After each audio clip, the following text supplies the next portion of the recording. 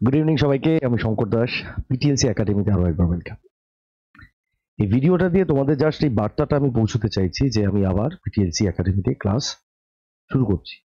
কিন্তু এই ভিডিওর মাধ্যমে কেন বলতে চাইছি যে শুধুমাত্র যে আমি ক্লাসের ব্যাপারে কথা বলবো তা নয়, কিছু জিনিস তোমাদের জানা উচিত আর আমারও বলা উচিত।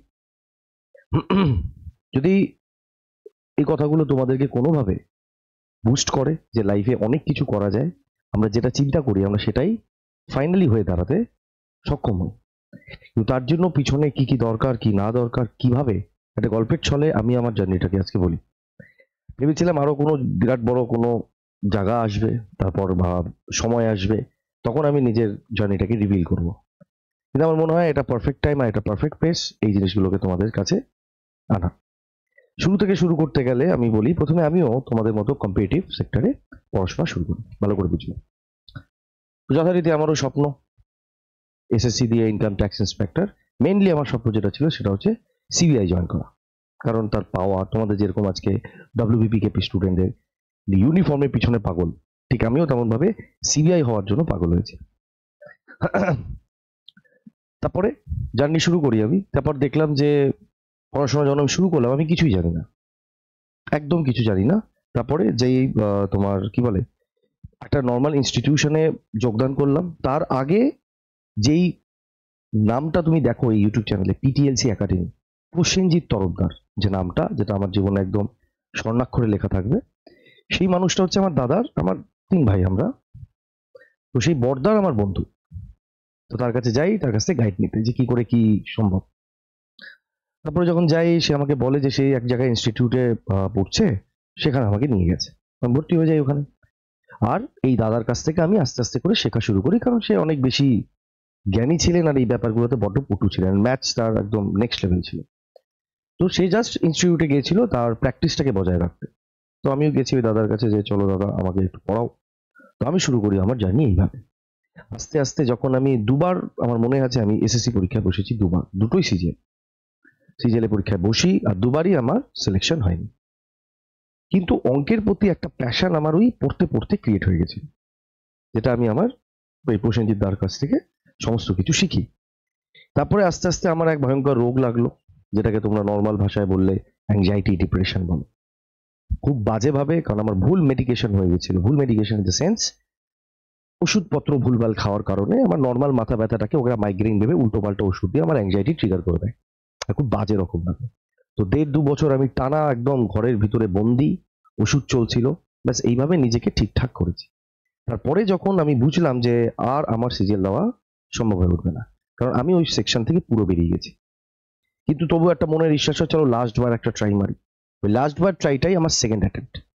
লাস্ট বার ট্রাইটা যখন দিই, আমার মনে আছে আমি অঙ্কে 18 পাই, ঠিক আছে, যেটা তোমার একদম করোনার মুখে যে পরীক্ষাটা হয়েছিল, মানে জাস্ট তার 1 মাস পরেই করোনা আমাদের হিট করে যায় ভারতে। তো যথারীতি করার পর কাঁদতে কাঁদতে, আমার মনে আছে আমার গীত বিধানে সিট পড়েছিল, আমি কাঁদতে কাঁদতে বাড়িতে এসেছি, যে আমার জীবনে এই একটাই সঙ্গী ছিল, এই রোগটা হওয়ার কারণে আমার সমস্ত কিছু চলে গেছে, আমি ডেড, মানে আমি আর কিছু নেই আমার জীবনে, শেষ হয়ে গেছে আমি।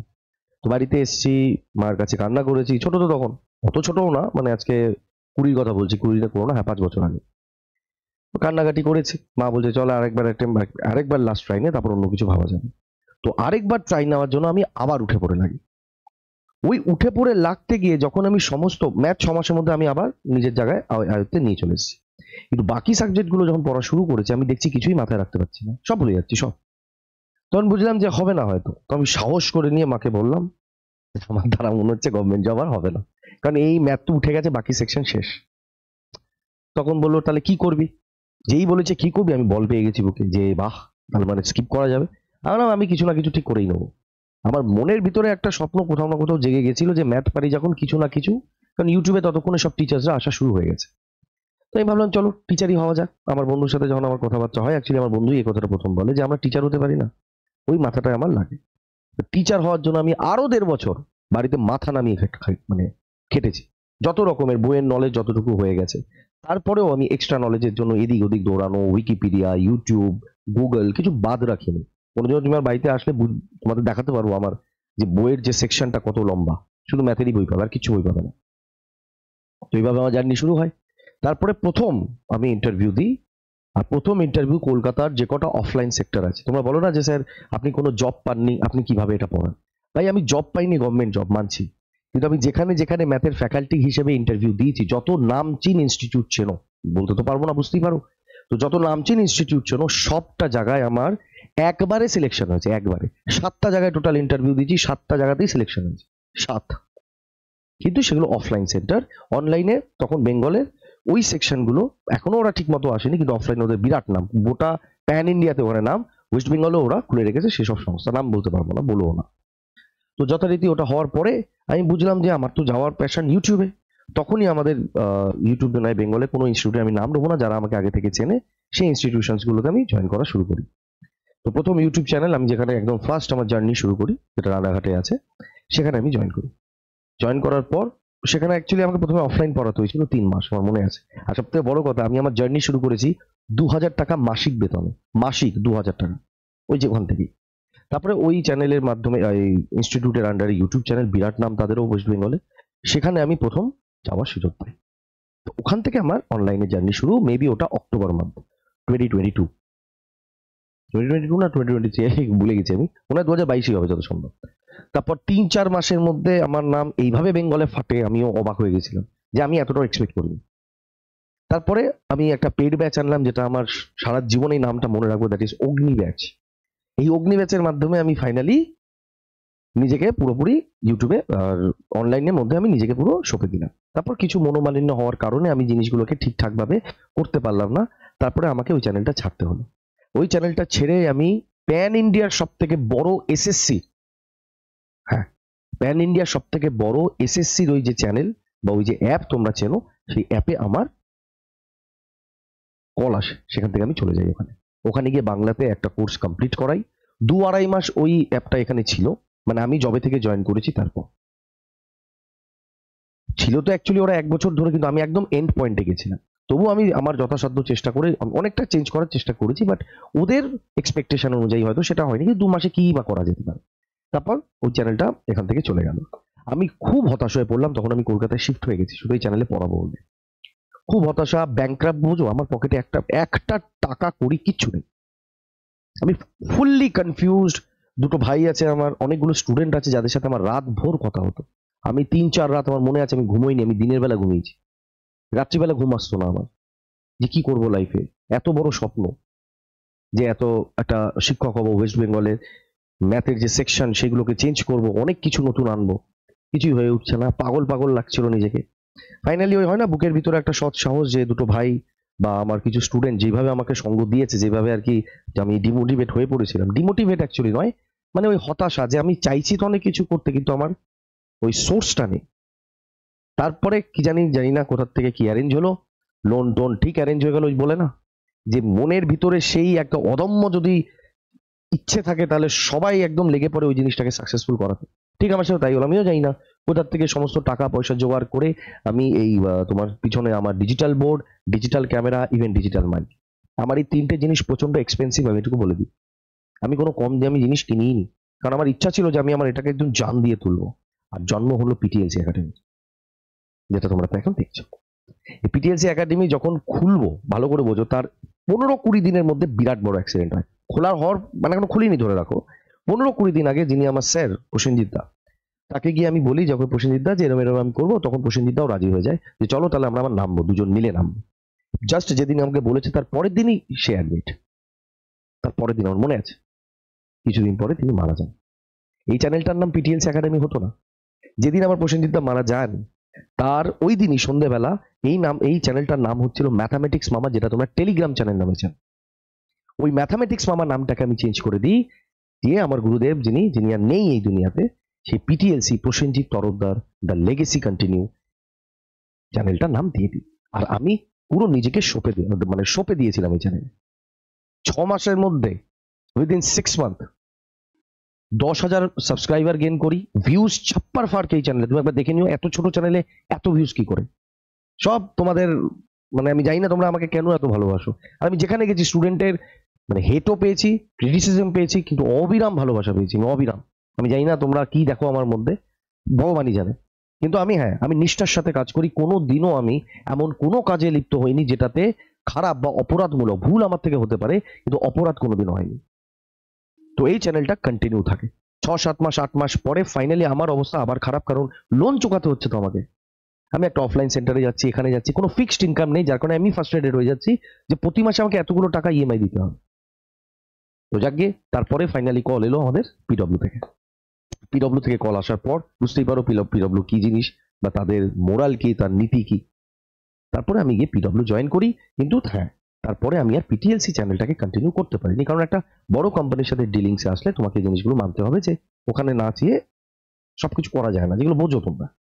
তারপরে ওখানে আমার জার্নি শুরু হয়, ওইখানে অফলাইন প্লাস অনলাইন। তো অফলাইনে কোনোদিনও যদি পিডব্লিউতে যাও সেই জিনিসটা পাবে যে শঙ্কর দাস কে বা কি বৃত্তান্ত কি পড়ান সেটা সমস্ত বুঝতে পারবে। আর দ্বিতীয় কথা রইল অনলাইন সেগমেন্ট। পিডব্লিউর অনলাইন সেগমেন্টকে আমি টানা শুরু করি, মানে ওখানে ক্লাস নেওয়া শুরু করি। কিন্তু তোমরা কোনোদিনও আমাকে ওই চ্যানেলে দেখতে পছন্দই করো না, এটা একদম সত্যি কথা। আমি কোনোদিনও, আমার মনে হয় না আমার ভিউজ বা আমার মানে লাইভে এত কম আমি কোনোদিনও দেখেছি, মানে কোনোদিনও দেখিনি যেটা আমি ওখানে গিয়ে দেখেছি। তখন আমি বুঝতে পারলাম যে না, তোমরা আমাকে ওইখানে পছন্দ করছোই না। আমার মূল মোটিভ কি ভাই, আমার তোমাদেরকে পড়ানো। যদি আমি স্টুডেন্টই না পাই তাহলে আমার আজকে মাথা খারাপ হবে। আমি দিচ্ছি তো অনেক ভালো ভালো জিনিস, কিন্তু হচ্ছে না কিছুই। তখন আমি ভাবলাম না, আমাকে আবার ব্যাক করতে হবে পিটিএলসি একাডেমিতে। তাই এই ভিডিওটা তোমাদেরকে বানিয়ে বলা যে আমি পিটিএলসি একাডেমিতে আবার ক্লাস শুরু করছি। যেরকম ভাবে ক্লাস শুরু হওয়ার কথা বা যেরকম ভাবে তোমরা আমাকে আগে দেখে এসছো, ঠিক সেভাবেই এই ভিডিও রান নেবে। সবার শেষে একটা কথা বলে রাখি, আমি হিস্ট্রি ব্যাকগ্রাউন্ডের স্টুডেন্ট। হ্যাঁ ভাই, আমি history, pure history background. Actually যদি দেখো আমি কোনো স্ট্রিমেরই না, না আমি মাধ্যমিকে পড়াশোনা করেছি, না আমি এইচএসে পড়াশোনা করেছি, না আমি গ্র্যাজুয়েশনে পড়াশোনা করেছি, না আমি এমএতে পড়াশোনা করেছি। আমি সবসময় এর দেখে ওর দেখে টুকেই পাশ করেছি। কিন্তু হ্যাঁ, লাস্ট 5 থেকে 6 বছর আমি শুধু ম্যাথ করেছি, আর কিচ্ছু করি না। ফাটিয়ে ম্যাথ করেছি, আমার অঙ্ক আমার রক্তে ঢুকে গেছে। যার কারণে আমি এই সাবজেক্টটাকে এত ভালোবাসি।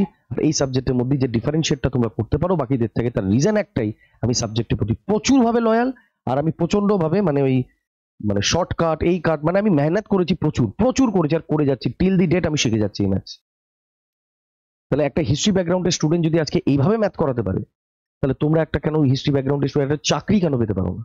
আমি আজও এটা আমি পারি না, কারণ আমি জানি মন থেকে যেটি তুমি ঠিক করে নাও তাহলে তুমি পাহাড় পর্বত সবকে ডিঙিয়ে চলে যাবে, তোমার পথের সামনে কেউ আসতে পারবে না। আমি মানতেই পারি না এটা, কারণ খুব বেসিক আইডিয়া। আমাদের গভর্নমেন্ট জবের এই যে সিলেবাস, সেটা মাধ্যমিক অব্দি সেট। ট্রিগনোমেট্রি, অ্যালজেব্রা, জিওমেট্রি, এগুলো সব মাধ্যমিক অব্দি সেট। 2-3টে চ্যাপ্টার আছে, পারমুটেশন, কম্বিনেশন, স্ট্যাটিস্টিক্স, এগুলো একটু হাই লেভেল জিজ্ঞেস করে। তো ওই হাই লেভেলটা শেখার জন্য আমি হাই লেভেলের বই ঘেটে আমি সেই নলেজটা নিয়ে নিয়েছি। আমি তখন নিইনি, আমি এখন নিয়েছি নলেজ। ডিফারেন্স কি আছে?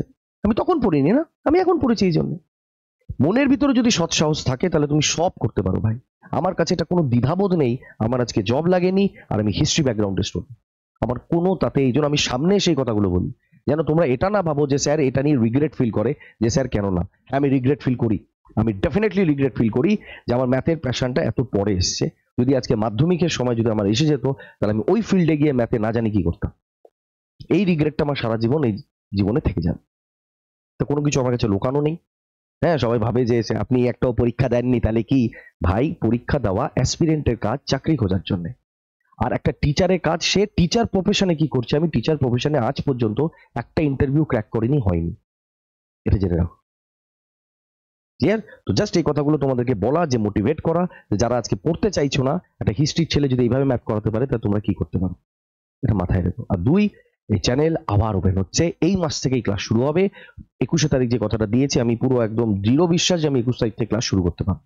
যদি বুঝতেই পারো, যদি কোনো কিছু এদিক সেদিক হয় তাহলে, কিন্তু ক্লাস শুরু হচ্ছে পিটিএলসি একাডেমিতে। তোমাদের এসআইয়ের, তোমাদের কনস্টেবল, তোমাদের এসএসসি, বলে দিয়ে যাচ্ছি, ওয়েস্ট বেঙ্গলে এই চ্যানেল হিস্ট্রি লিখবে ম্যাথসে, হিস্ট্রি লিখবে ম্যাথসে। তুমি এটা জানিয়ে দিয়ে যাচ্ছি। ডিসেম্বরের মধ্যে এসএসসির এত ভিডিও, মানে তোমরা ম্যাথস মানে শুধু এই একটাই চ্যানেল বুঝবে।